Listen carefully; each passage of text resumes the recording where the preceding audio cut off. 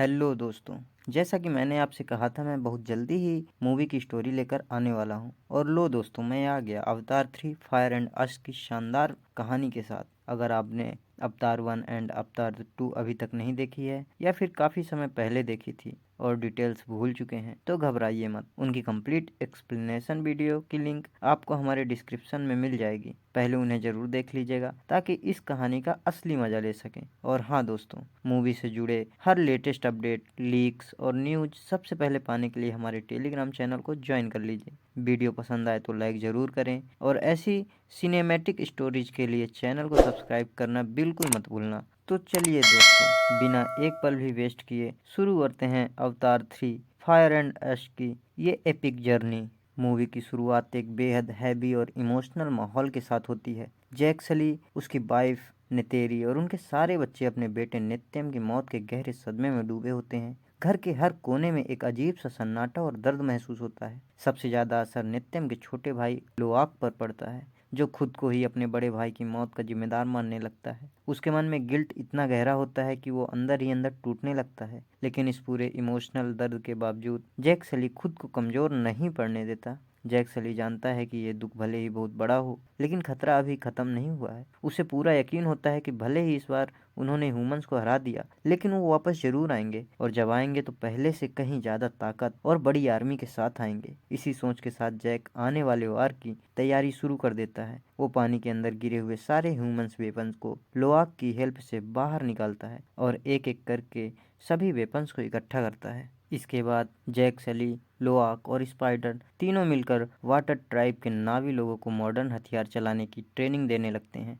Guns, explosives और दूसरे weapons का इस्तेमाल करने सिखाया जाता है। लेकिन यहीं पर एक बड़ा डिफरेंस देखने को मिलता है। पानी वाले नावी लोगों का लीडर इन हथियार को अपनाने से साफ मना कर देता है। वो जैक से कहता है कि उनकी लड़ाई उनके ट्रेडिशन और उनके पुराने हथियारों से ही होगी। उनके लिए मॉडर्न वेपन्स जरूरी नहीं है क्योंकि वो अपने तरीके से ही फाइट करना चाहते हैं। इसके बाद जैक सली अपनी वाइफ नेतेरी को भी हथियार देता है और उनसे कहता है कि वो इन्हें इस्तेमाल करना सीखे। लेकिन जैक अंदर से जानता होता है कि नेतेरी कभी गन्स नहीं उठाएगी। इसी वजह से वो चुपचाप नेतेरी के सारे तीरों में छोटे छोटे बॉम्ब्स इम्प्लीमेंट कर देता है ताकि ज़रूरत पड़ने पर वो ज़्यादा डैमेज कर सके। मगर जब नेतेरी को ये बात पता चलती है तो वो इसका विरोध करती है। वो साफ शब्दों में जैक से कहती है कि वो किसी भी हालत में मॉडर्न वेपन्स यूज नहीं करेगी और अपने पुराने ट्रेडिशनल हथियारों से ही लड़ेगी। कुछ समय तक सब कुछ नॉर्मल चलता रहता है और माहौल थोड़ा शांत हो जाता है। लेकिन उसी रात एक बड़ा खतरा सामने आ जाता है। जब सब लोग सो रहे होते हैं तभी स्पाइडर के मास्क की ऑक्सीजन अचानक खत्म होने लगती है। सांस न मिलने की वजह से स्पाइडर तड़पने लगता है और उसकी हालत बिगड़ने लगती है। ये देखकर सभी लोग घबरा जाते हैं और जल्दी जल्दी स्पाइडर के लिए दूसरा मास्क ढूंढते हैं। समय रहते उसे मास्क लगा दिया जाता है जिससे स्पाइडर की जान तो बच जाती है। लेकिन स्पाइडर की हालत देखकर जैक सली को एक कड़वी सच्चाई समझ आ जाती है। वो जान जाता है कि इस तरह स्पाइडर को ज़्यादा समय तक सेफ नहीं रखा जा सकता। अगर कभी मास्क खराब हो गया या ऑक्सीजन खत्म हो गई तो स्पाइडर की जान तुरंत खतरे में पड़ जाएगी। इसलिए जैक ये फैसला करता है कि स्पाइडर के लिए सबसे सेफ ऑप्शन यही है कि उसे वापस ह्यूमंस के पास भेज दिया जाए। स्पाइडर को ह्यूमंस तक सेफली पहुंचाने के लिए जैक सलीन नावी के एक दूसरे ट्राइब से संपर्क करता है। ये ट्राइब हवा के सौदागर होते हैं जिनके पास खास तरह के हवा में उड़ने वाले ड्रैगन्स होते हैं। इन्हीं ड्रैगन्स पर सवार होकर वो लोग आसमान में ट्रेवल करते हैं और सामान एक जगह से दूसरी जगह ले जाते हैं। जैक उनसे रिक्वेस्ट करता है कि वो स्पाइडर को यहाँ से निकाल कर ह्यूमंस के पास छोड़ आए ताकि उसकी जान हमेशा के लिए सुरक्षित रह सके। जैक सली हवाई सौदागरों के लीडर के सामने अपनी बात रखता है। वो उनसे कहता है कि वो लोग स्पाइडर नाम के इस बच्चे को यहाँ से सुरक्षित निकाल कर ह्यूमंस के पास छोड़ आए।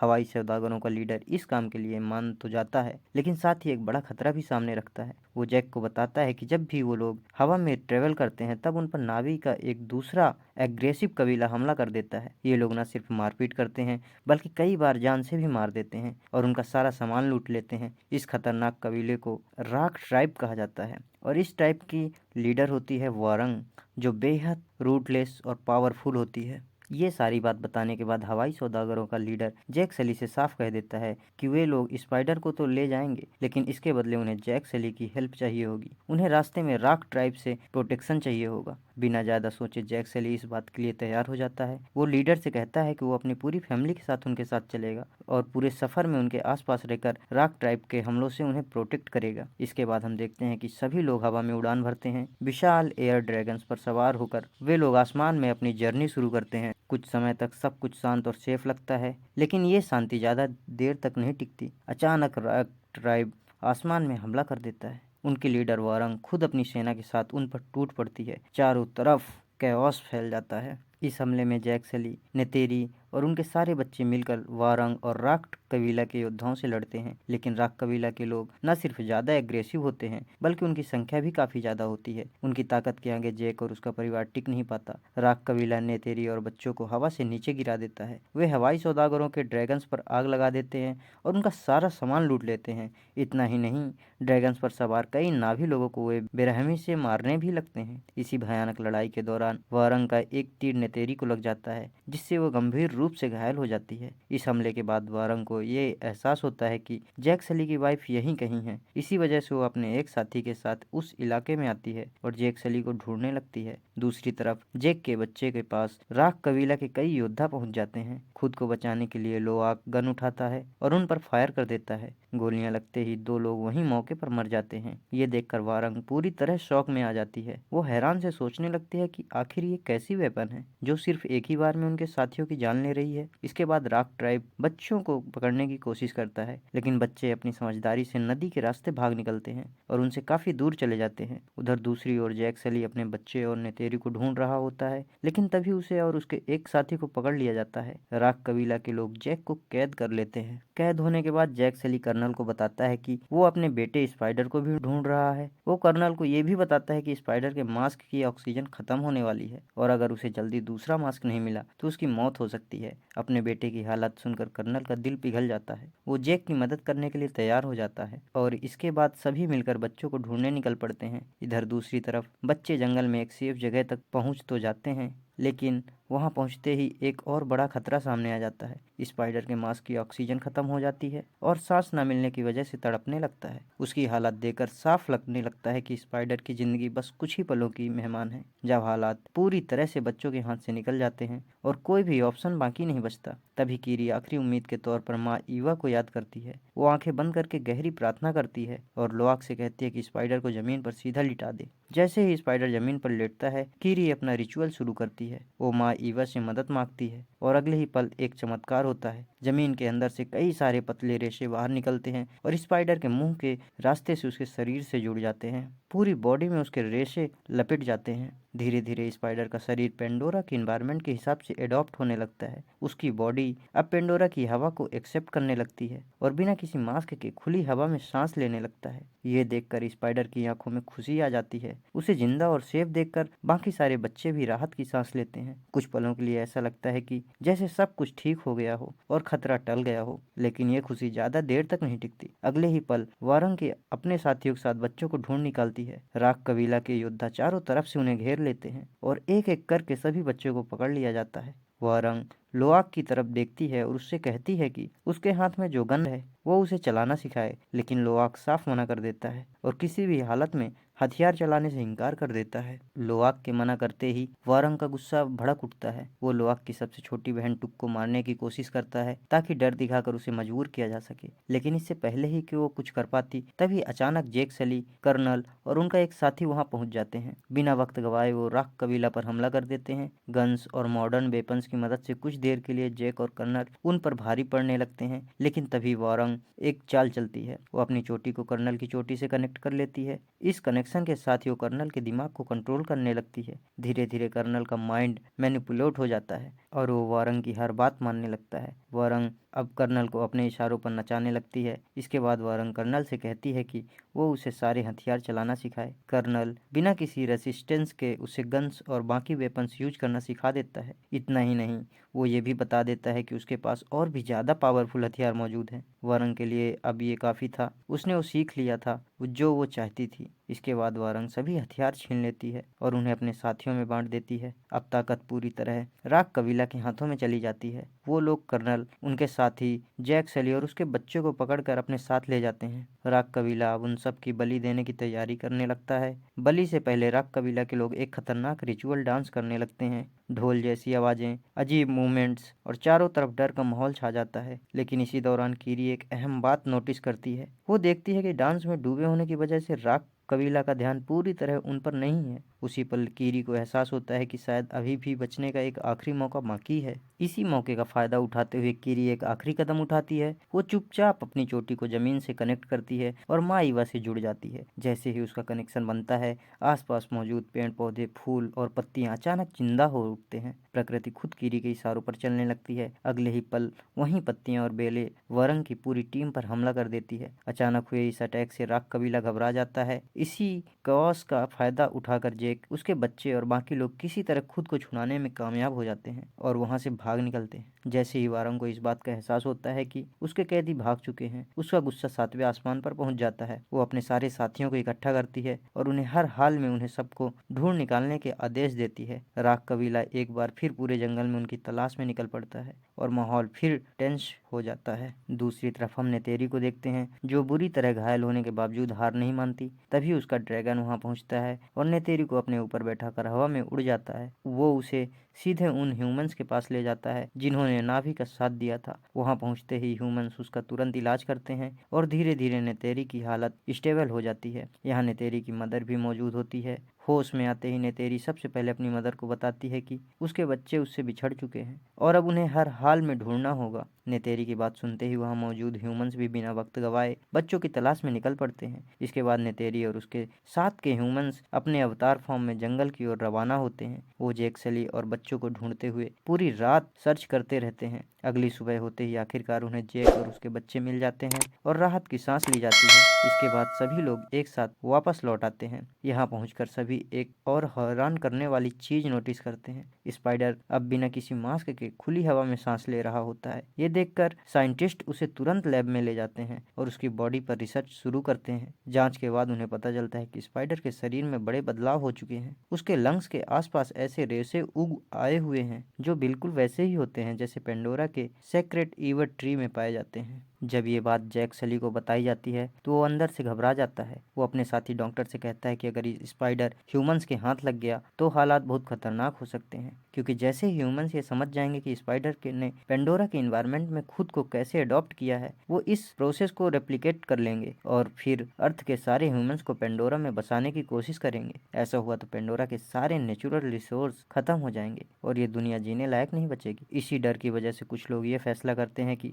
स्पाइडर को मार देना चाहिए। उनका मानना होता है कि स्पाइडर के मरने के बाद ह्यूमंस कभी भी इस एडॉप्टेशन को कॉपी नहीं कर पाएंगे। लेकिन जैक सली इस फैसले का कड़ा विरोध करता है। वो नेतेरी से कहता है कि स्पाइडर भी उनके फैमिली का हिस्सा है और वो किसी भी हालत में उसे मरने नहीं देगा। उसके लिए ये सिर्फ एक डिसीजन नहीं बल्कि एक इमोशनल स्टैंड होता है। इधर दूसरी तरफ कर्नल भी स्पाइडर को हासिल करना चाहता होता है। उसका मकसद स्पाइडर के शरीर पर रिसर्च करके ह्यूमंस को पेंडोरा में सर्वाइव करने लायक बनाना होता है। लेकिन बार बार कोशिश के बावजूद कर्नल ना तो स्पाइडर को ढूंढ पाता और ना ही उसे ये पता चलता कि जैक सली कहाँ है। फ्रस्ट्रेशन में आकर वो सीधे राग कबीला के पास आ जाता है और वहाँ उनके लीडर वारंग से मिलता है। कर्नल वारंग को कई तरह के पावरफुल हथियार देता है और उससे वादा करता है कि वो और भी वेपन्स दे सकता है। बदले में वो चाहता है कि वारंग उसके मिशन में उसका साथ दे। वो ये भी कहता है कि इन हथियारों की मदद से वारंग और उसका कबीला जहाँ चाहे वहीं तबाही मचा सकता है। इतना ही नहीं, कर्नल वारंग से ये भी कहता है कि वो जानता है कि वारंग अकेली है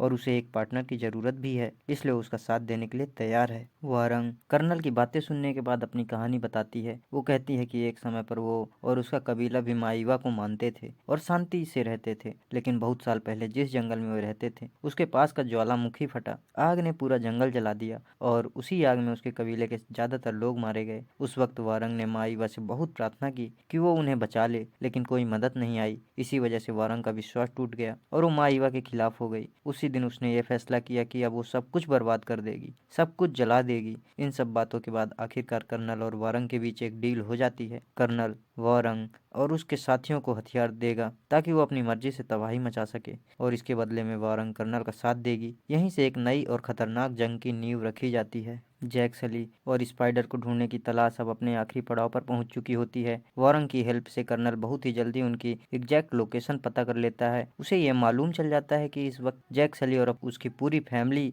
के साथ पानी वाले नावी कबीले के बीच रह रहा है। इतना ही नहीं, कर्नल को यह भी पता चल जाता है कि जैक इस समय कहाँ छिपा हुआ है। बिना वक्त गवाए कर्नल अपने सारे सोल्जर्स, वेपन्स और राक कबीला के योद्धाओं के साथ लेकर सीधा उसी जगह पहुंच जाता है। जैसे ही कर्नल वहां पहुंचता है, वो पूरी जगह को तबाह करना शुरू कर देता है। चारों तरफ आग लगा दी जाती है, घर जलने लगते हैं और चारों ओर अफरा तफरी मच जाती है। ये देखकर जैक सली, नेतेरी और बाकी सारे नाभी सामने आ जाते हैं और लड़ाई के लिए तैयार हो जाते हैं, लेकिन जैक सबको रोक देता है। वो जानता है कि इस बार कर्नल पूरी तैयारी के साथ आया है। अगर अभी फाइट हुई तो पूरा कबीला मारा जाएगा। इसी बीच कर्नल जैक सली के सामने एक ऑफर रखता है। वो कहता है कि अगर जैक उसके साथ चलने के लिए तैयार हो जाए तो वो पूरे कबीले को बख्श देगा। हालात को समझते हुए जैक सली इस डील के लिए मान जाता है और खुद को कर्नल के हवाले कर देता है। लेकिन यहाँ एक सच्चाई ये भी होती है कि जैक के यहाँ पहुँचने से कुछ समय पहले ही कर्नल और वारंग मिलकर स्पाइडर को ढूंढ चुके होते हैं। स्पाइडर को अगवा करके उसे सीधे आरडीए के बेस में भेज दिया जाता है, जहां साइंटिस्ट उस पर रिसर्च शुरू कर चुके होते हैं। इसके बाद कर्नल जैक सली को अपने सोल्जर्स और राक कबीला के साथ आरडीए बेस लेकर आता है। वहां पहुंचकर वो अपने जनरल से मिलता है और सभी ह्यूमंस के सामने ऐलान करता है कि जैक सली, जिसे वो लोग काफी समय से पकड़ना चाहते थे, आखिरकार पकड़ा जा चुका है। ये सुनकर पूरे बेस में खुशी की लहर दौड़ जाती है, क्योंकि जैक सली ह्यूमंस के लिए एक बहुत बड़ा दुश्मन माना जाता था। इसी दौरान हमारी मुलाकात कैप्टन मिक से होती है, जिसे हम पहले अवतार 2 में देख चुके हैं। इस मूवी में भी वो टुल्कुन को पकड़ने और मारने के मिशन पर काम कर रहा होता है, लेकिन इन सब साइंटिस्ट के बीच एक अलग सोच वाला इंसान भी होता है, डॉक्टर यंग। वो पानी के क्रिएचर्स का एक बड़ा एक्सपर्ट होता है। डॉक्टर यंग ये नोटिस करता है कि कैप्टन मिक बड़ी संख्या में टुल्कुन को मारने की प्लानिंग कर रहा है, सिर्फ उस रेयर लिक्विड को निकालने के लिए। ये बात जानकर डॉक्टर यंग उसका विरोध करता है, लेकिन कैप्टन मिक और बाकी लोग उसकी एक भी बात नहीं सुनते। जिसके बाद कर्नल जैक सली के पास जाता है और उसके सेल में आकर उसे साफ शब्दों में बता देता है कि अगली सुबह उसे मार दिया जाएगा। जैक के पास अब सिर्फ एक रात का समय बचा होता है, लेकिन कर्नल की धमकी सुनकर भी जैक सली बिल्कुल भी नहीं डरता।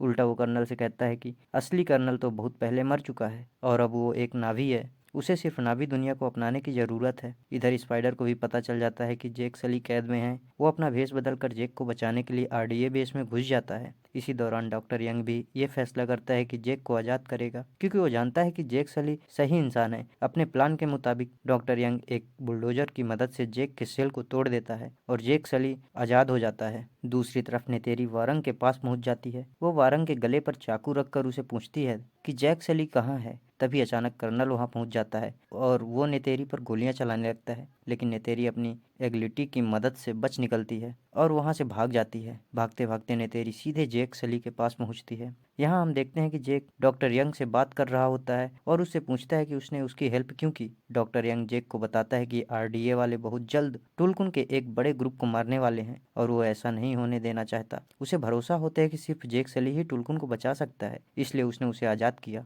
इसी बीच आरडीए के सोल्जर्स जैक और नेतेरी पर गोलियां चलाने की कोशिश करते हैं। तभी स्पाइडर सामने आ जाता है और अपने हाथ ऊपर कर देता है। स्पाइडर जानता है कि आरडीए उसे नहीं मारेगा, क्योंकि वो रिसर्च के लिए उनके लिए बहुत वैल्यूएबल है। इसी ट्रिक की वजह से स्पाइडर जैक सली को बचा लेता है, लेकिन स्पाइडर को सामने देखकर मिलिट्री जनरल को बहुत गुस्सा आता है। वो तुरंत हेलीकॉप्टर पायलट को आदेश देती है कि एक बड़ा मिसाइल लॉन्च करके जैक और स्पाइडर दोनों को खत्म कर दिया जाए। पायलट जैसे ही मिसाइल फायर करने वाला होता है, तभी नेतेरी वहां पहुंच जाती है। वो अपने अटैक से पूरे हेलीकॉप्टर को ब्लास्ट कर देती है और जैक व स्पाइडर दोनों की जान बचा लेती है। अगले ही पल नेतेरी जैक सली और स्पाइडर दोनों को अपने ड्रैगन पर बैठाती है और उन्हें बहुत दूर तक उड़ा कर ले जाती है। जब वो एक सेफ डिस्टेंस पर पहुंच जाते हैं तो जैक और नेतेरी आपस में बात करते हैं। जैक नेतेरी से कहता है कि अब वो कहीं भी भाग जाएं या छिप जाएं, कर्नल वारंग की हेल्प से उन्हें ढूंढ लेगा। इस बार तो उन्होंने स्पाइडर को बचा लिया है, लेकिन अगर अगली बार स्पाइडर उनके हाथ लग गया तो पक्का इस पर रिसर्च करके इसके एडाप्टेशन को ह्यूमंस के लिए रेप्लिकेट कर देंगे,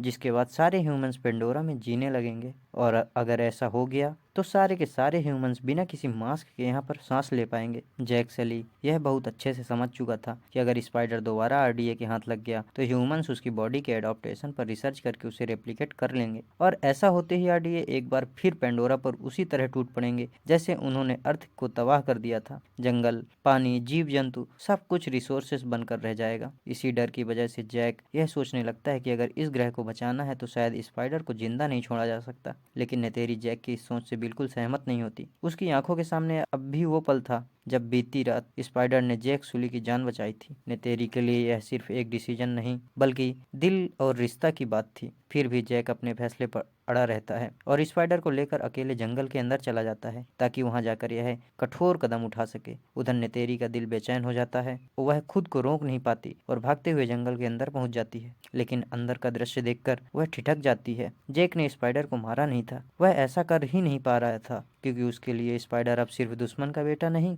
बल्कि अपने बेटे जैसा बन चुका था। यही सच नेतेरी के दिल को भी बदल देता है। पहली बार वह पूरे दिल से स्पाइडर को एक्सेप्ट कर लेती है और उसे अपने परिवार का हिस्सा मान लेती है। अब जैक सली समझ चुका था कि टकराव टल नहीं सकता। स्पाइडर को अपने साथ लाने का मतलब था कि अब अंतिम और सबसे बड़ी जंग होने वाली है। इस जंग की तैयारी के लिए जैक अपने टोरुक के पास जाता है और एक बार फिर उस पर सवार होकर टोरुक मोक्तू बनता है। आसमान में उड़ता हुआ वह सीधे पानी वाले नावी कबीले के पास पहुंचता है और उनके लीडर को चेतावनी देता है कि ह्यूमंस बहुत बड़ी ताकत के साथ हमला करने वाले हैं। जैक सारे नावी कबीलों को संदेश भेजने को कहता है कि टोरुक मोक्तू ने उन्हें याद किया है। यह सुनते ही पूरे पेंडोरा के अलग अलग कबीले अपने सेनाओं के साथ इकट्ठा होने लगते हैं। सिर्फ नावी ही नहीं, जैक टुल्कुनों की महामाता के पास भी जाता है और उन्हें बताता है कि ह्यूमंस बहुत जल्द उनका शिकार करने वाले हैं। वह चाहता है कि इस जंग में टुल्कुन भी उनका साथ दें, लेकिन टुल्कुनों की महामाता हिंसा के खिलाफ होती है। वह साफ मना कर देती है कि वे इस लड़ाई का हिस्सा नहीं बनेंगे। तभी लोआक का दोस्त टुल्कुन आगे आता है और अकेले ही नावी का साथ देने का फैसला करता है। यही एक छोटी सी उम्मीद धीरे धीरे बड़े बदलाव की शुरुआत बन जाती है। कुछ समय बाद ह्यूमंस अपनी पूरी फौज के साथ हमला कर देते हैं। उनका मकसद साफ होता है, नावी और टुल्कुन दोनों को खत्म करना। लेकिन जैसे ही उनके शिप्स पानी में पहुंचते हैं, सबसे पहला हमला खुद टुल्कुनों की महामाता करती है। यह देखकर जैक सुली और सारे नावी समझ जाते हैं कि अब वे अकेले नहीं हैं। इसके बाद एक भयानक महायुद्ध होता है। नावी और टुल्कुन मिलकर आरडीए के कई शिप्स डिस्ट्रॉय कर देते हैं और जीत करीब लगने लगती है। तभी अचानक कर्नल अपनी पूरी टीम और राख कबीले के साथ पहुंचता है और पल भर में ही जंग का रुख बदल जाता है। नावी एक एक करके गिरने लगते हैं और हार साफ नजर आने लगती है। इसी बीच कीरी पानी के अंदर जाती है और माँ एवा से कनेक्शन बनाने की कोशिश करती है, लेकिन कनेक्शन के दौरान उसे सीजियर्स आने लगते हैं और सब टूटने लगता है। तभी स्पाइडर और टुक उसके पास आते हैं, उसे हिम्मत देते हैं और कनेक्शन फिर से जुड़ता है। कुछ ही पलों बाद एक तेज झटका लगता है और कनेक्शन टूट जाता है। उधर जंग के मैदान में हालात बेहद खराब हो चुके होते हैं। पानी वाले कबीले की लीडर की पत्नी, जो प्रेग्नेंट होती है, रोनाल,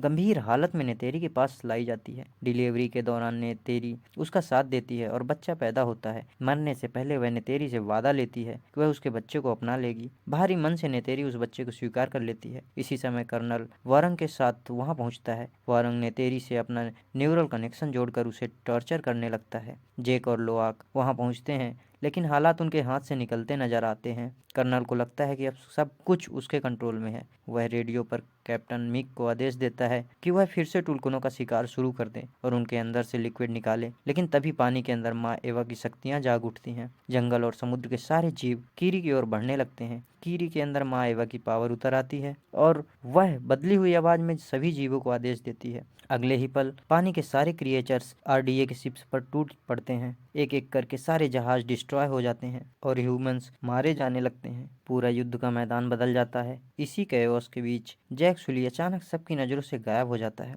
टोरुक आसमान में उड़ते हुए जोरदार दहाड़ लगाता है। उसकी उस गूंजती हुई चीख को सुनते ही पूरे आसमान में हलचल मच जाती है। दूर दूर से और भी विशाल ड्रैगन्स उड़ते हुए वहां पहुंच जाते हैं। देखते ही देखते ये सारे ड्रैगन्स मिलकर राख कबीले के हम लोगों पर हमला कर देते हैं और उन्हें पूरी तरह खत्म कर देते हैं। उसी दौरान टोरुक नीचे झपट्टा मारकर आरडीए के मेन शिप पर भी अटैक करता है। उसका एक ही जोरदार वार पूरे जहाज को चीर देता है और कुछ ही पलों में वो विशाल शिप पानी में डूबने लगती है। इधर दूसरी तरफ कर्नल मौका देखकर स्पाइडर को पकड़ लेता है, लेकिन इससे पहले कि वो उसे अपने साथ ले जा सके, जैक सली तेजी से वहां पहुंचता है और कर्नल से भिड़ जाता है। कुछ ही सेकंड की फाइट के बाद जैक स्पाइडर को कर्नल की पकड़ से छुड़ा लेता है और उसे अपने पीछे सुरक्षित कर लेता है। उधर वारंग, जो अब एक नेतेरी के पास थी, उसे टॉर्चर करने की कोशिश करती है। वो नेतेरी को मानसिक और शारीरिक रूप से तोड़ना चाहती थी, लेकिन ठीक उसी पल वहां कीरी पहुंचती है। कीरी अपनी चोटी को वारंग से कनेक्ट करती है, उसे माँ एवा की एक झलक दिखाती है। वो झलक इतनी डरावनी और शक्तिशाली होती होती है कि वॉरंग पूरी तरह कांप उठती है। उसकी आंखों में डर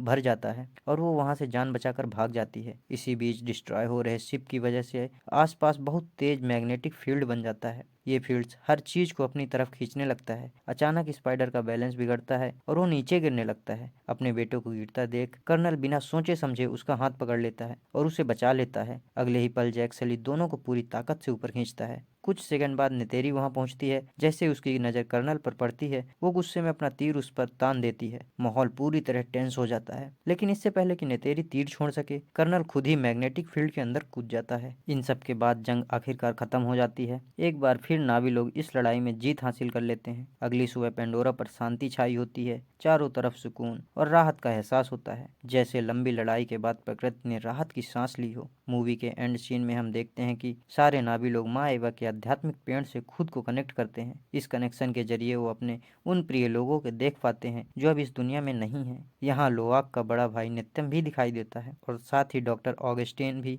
ये पल भावनाओं से भरा हुआ होता है। आखिर में सभी नावी मिलकर स्पाइडर को पूरी तरह अपना लेते हैं। अब स्पाइडर सिर्फ एक इंसान नहीं बल्कि नावी परिवार का हिस्सा बन चुका होता है। इसी के साथ यह कहानी अपने अंत तक पहुंच जाती है। तो दोस्तों, इसी के साथ अवतार 3 फायर एंड अस की ये एपिक कहानी यहीं खत्म होती है। अगर आपको ये सिनेमैटिक जर्नी पसंद आई हो तो वीडियो को लाइक करना मत भूलिए और कमेंट में जरूर बताइए कि आपको ये मूवी कैसी लगी। ऐसे ही दमदार मूवी एक्सप्लेनेशन और स्टोरीज के लिए हमारे चैनल को सब्सक्राइब जरूर करें और फिर मिलेंगे अगली जबरदस्त कहानी के साथ। तब तक के लिए take care and goodbye दोस्तों।